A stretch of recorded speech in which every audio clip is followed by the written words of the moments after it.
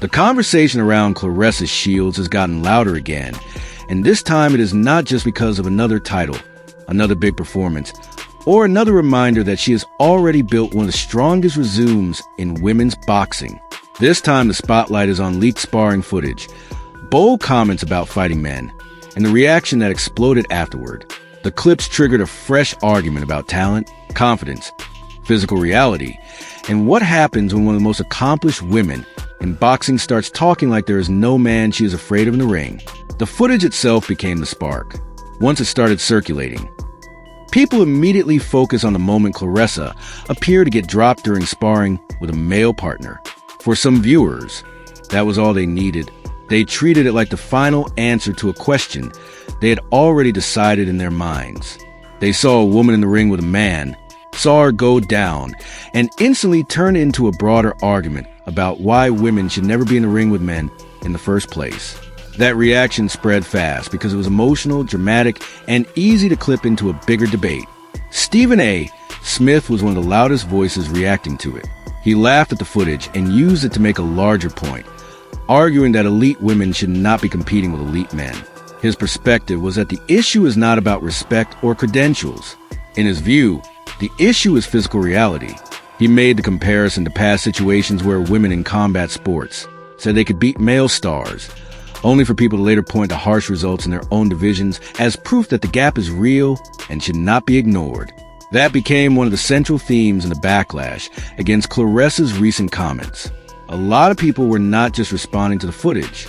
They were responding to the idea that she has openly called out male boxers and spoken like she could beat some of them. That is what makes this story bigger than one sparring clip. Claressa Shields has never been shy about her confidence. In fact, confidence is part of her entire identity in the sport. She has built a career on proving people wrong, setting new standards, and refusing to wait for permission to say she belongs among the greatest ever do it. So when she talks about sparring men, dropping men, busting men's noses, and believing she can outbox certain male champions, she is not saying it for shock value alone. She is saying it because she genuinely sees herself as that skilled, that tested, and that dangerous. And to understand why she talks like that, you have to understand who she is in the sport. Claressa Shields is not some novelty act throwing around fantasy matchups for attention. She is a two-time Olympic gold medalist, an undisputed champion, a multi-division world title holder, and one of the most decorated women the sport has ever seen. She has spent years telling anyone who would listen that her greatness is not theoretical. It is backed by achievements, by belts, by history, and by the fact that she has dominated across weight classes in a way very few fighters ever manage, regardless of gender. That is why she pushed back so hard when people tried to use one sparring knockdown, as if it erased her entire reality. Claressa's own response was basically this: I have been sparring men almost my whole life, and one moment in one session does not define me. She explained that she cannot really get the kind of work she needs from most women because she has to take it too easy on them, while men force her to throw hard, move seriously, and test what she actually has. In her view, sparring men is not a publicity stunt. It is a necessary part of her development as a fighter. She has said she started sparring boys young, then sparred a grown man while still a teenager, and that this has been part of the boxing world for decades. That matters because it reframes the footage. To critics, it looks like proof that the experiment fails. To Claressa, it is just part training. Fighters get clipped in sparring. Fighters test themselves in camp. Fighters get humbled, adjust, and keep working. In her mind, the fact that one man dropped her in one round or one exchange is not some grand revelation. It is just one moment in a much bigger body of work. And that body of work, according to her, includes years of standing in with men and not getting run over. She has even gone further than that. Claressa has openly said there are men she believes she could beat in a boxing match. Not every man, not every heavyweight monster, but men. She has said she spars men, drops men, hurts men, and handles herself just fine. She has insisted that people hear woman and automatically stop thinking clearly about boxing skills. In her argument, too many people reduce the whole conversation to biology without respecting how much technique, defense, timing, rhythm, ring IQ, and discipline can shape what happens once the bell rings. That is where the debate gets really complicated, because there are truths on both sides. Shannon Sharp, for example, pushed back on her call-out of Rolando Romero by focusing on the physical difference between male and female divisions. His point was that boxing separates men and women for a reason, and that a male fighter's body produces advantages in strength, power, and durability that cannot simply be waved away by saying skill beats all.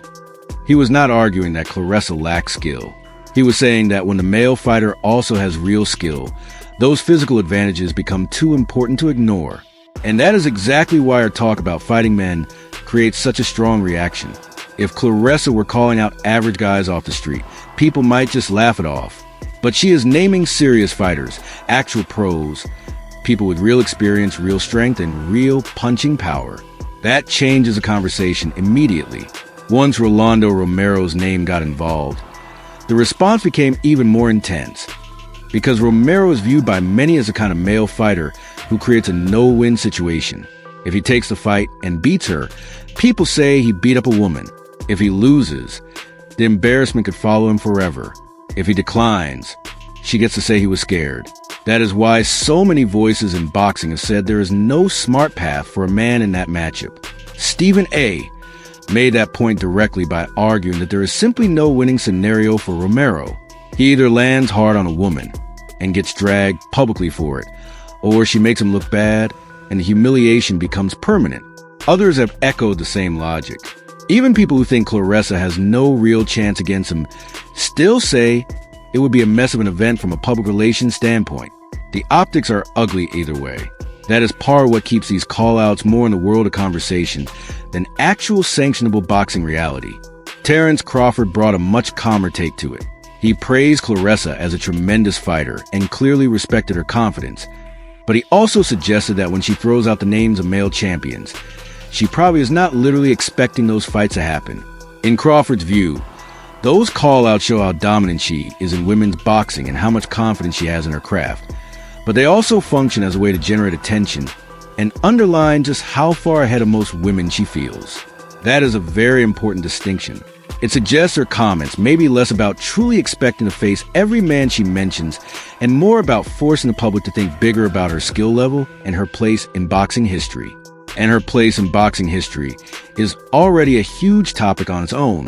Claressa calls herself the GWAT, the greatest woman of all time, and she does not say it jokingly. She says it because she believes her resume demands that level of recognition. She points to the Olympic gold medals, the world titles, the undefeated record, and the weight classes conquered. She sees herself as the female equivalent of the all-time greats men use when they talk about boxing immortality. That kind of self-belief irritates some people, but it also fits perfectly with what she has done. Whether someone personally likes her delivery or not, the achievements are real. One of the more interesting points Teddy Atlas raised is that some of Claressa's frustration may come from the fact that she does not really have a defining rival. Great fighters are often remembered not only for titles and records, but for the dance partners who force them into unforgettable nights. Sugar Ray Leonard had Hearns and Duran. Ali had Frazier and Foreman. Greatness becomes even louder when there is another great fighter there to meet it.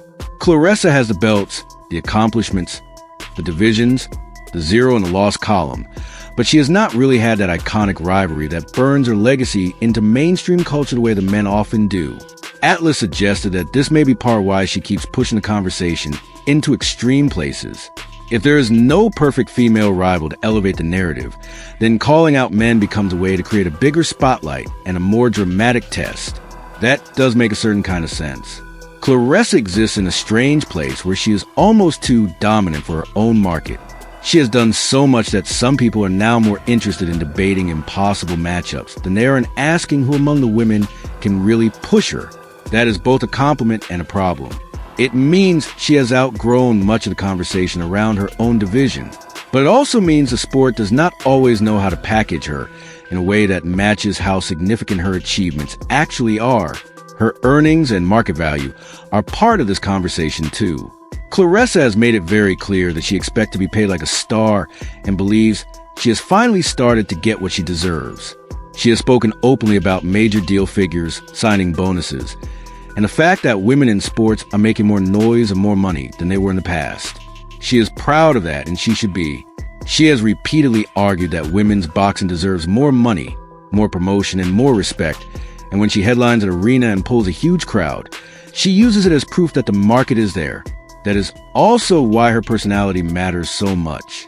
Claressa does not market herself like someone waiting to be discovered.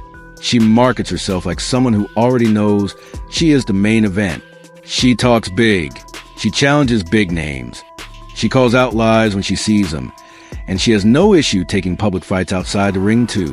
That was obvious when she addressed the online rumors and false personal narratives swirling around her, especially the claims she says were flat-out untrue and defamatory.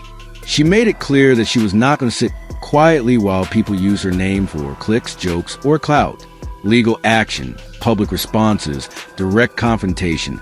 She was ready for all of it. That toughness outside the ring has become part of the brand too. And the brand is powerful because it mixes real greatness with real attitude. Some people love that combination. Others cannot stand it. But almost nobody ignores it. Claressa has figured out something many fighters never do. If you're going to ask the world to pay attention, then you have to give them more than wins. You have to give them stakes, opinions, heat, conflict, emotion, and an identity strong enough that people feel something when they hear your name. The Rolando Romero angle shows exactly how that works. She has said she does not like him because he lied on her and fabricated a story about their first meeting. From her perspective, that was enough to turn the conversation personal. She believes he is afraid of what people might say if the boxing conversation around them got too real. Not that she is stronger than him in some obvious physical way, but that she could outbox him enough to make the whole thing uncomfortable. Whether people believe that or not, it is a kind of statement that keeps her in the news because it forces everyone to pick a side. And that is what this has really become. It is not just a debate about one sparring clip or one fantasy matchup. It is a debate about how far skill can take a fighter, where physical reality takes over. What women's boxing still lacks in terms of rivalries and big event respect, and how Claressa Shields should be measured. Is she simply the greatest woman of her era, full stop? Is she so dominant that there is no one left in women's boxing to define her? Are the male call-outs bold truth, calculated promotion, or both at the same time? The honest answer is that her legacy does not actually need a fight with a man to be secure. That part is already there. She is already one of the most accomplished women the sport has ever seen. But the reason this conversation keeps returning is because Claressa herself refuses to live inside the limits people set for her. She does not want to just be accepted as the best among women and leave it there. She wants the world to feel how high she believes her level really is. And when there is no obvious female rival standing across from her to prove it, she goes looking for bigger language, bigger targets, and bigger controversy. That is why one leaked knockdown did not end the conversation. If anything, it made it louder. Her critics saw it as reality catching up to arrogance. Her supporters saw it as one moment in a lifetime of hard sparring against men. Claressa herself treated it like a complete non-issue. And somewhere in the middle, the broader boxing world kept doing what it always does with her. Arguing, reacting, doubting, admiring, and watching. In the end, that may be the clearest sign of how important Claressa Shields has become. People are no longer just discussing whether she wins. They are discussing what her greatness means, how far it goes, and what kind of limits can or cannot be placed on it. Very few fighters, male or female, ever reach that kind of status. Whether someone agrees with her call-outs or thinks the mixed-gender conversation should end immediately, one thing is undeniable. Claressa Shields has built a career and persona so dominant that even her wildest statements cannot simply be laughed away. People have to stop and respond. And in boxing, that kind of presence is its own kind of power.